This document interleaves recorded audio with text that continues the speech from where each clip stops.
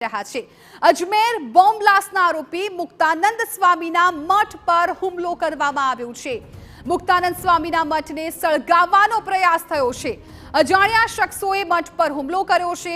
ઘરની બહાર હત્યાની ધમકી આપતા પોસ્ટર પણ લગાવી દેવામાં આવ્યા છે। તો ભરૂચમાં અજમેર બોમ્બ બ્લાસ્ટના આરોપી મુક્તાનંદ સ્વામી કે જેના મઠ પર હુમલાની ઘટના બની છે, હુમલો કરવાનો પ્રયાસ કરવામાં આવ્યો છે। મુક્તાનંદ સ્વામીના મઠને સળગાવવાનો પ્રયાસ કરવામાં આવ્યો હતો। આ દ્રશ્યો પણ આપ જુઓ કે કોઈ પણ પ્રવાહી છાંટીને આ જે મઠ છે તેને સળગાવવાનો તેઓ પ્રયાસ કરવાના હતા।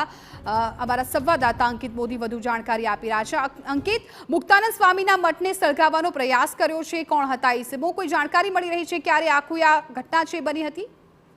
જી, હજુ સુધી સ્પષ્ટ નથી થયું કે આ હુમલાખોરો કોણ હતા, પરંતુ જે ઘટના જે પ્રકારે બની છે પોલીસ તંત્ર દોડતું થઈ ગયું છે। ઉચ્ચ પોલીસ અધિકારીઓ હાલમાં જે શંકરાચાર્ય મઠ છે જ્યાં મુક્તાનંદ સ્વામી રહે છે ત્યાં પહોંચી ગયા છે। હાલમાં સીસીટીવી ફૂટેજ મેળવવાની કાર્યવાહી શરૂ કરાઈ છે, ત્યારે આખી ઘટનાનું રિહર્સલ કરવાના પણ હાલમાં મુક્તાનંદ સ્વામીને સાથે રાખી અને પોલીસે પ્રયાસો શરૂ કર્યા છે।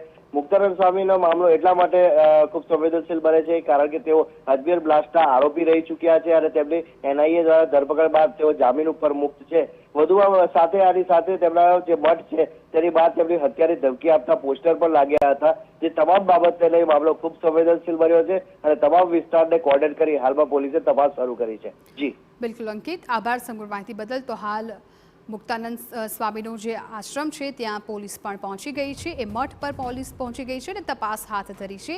કોઈ અજાણ્યા શખ્સોએ મઠ પર આ હુમલો કરવાનો પ્રયાસ કર્યો હતો અને આ જે મઠ છે તેને સળગાવવાનો પ્રયાસ કરવામાં આવ્યો હતો।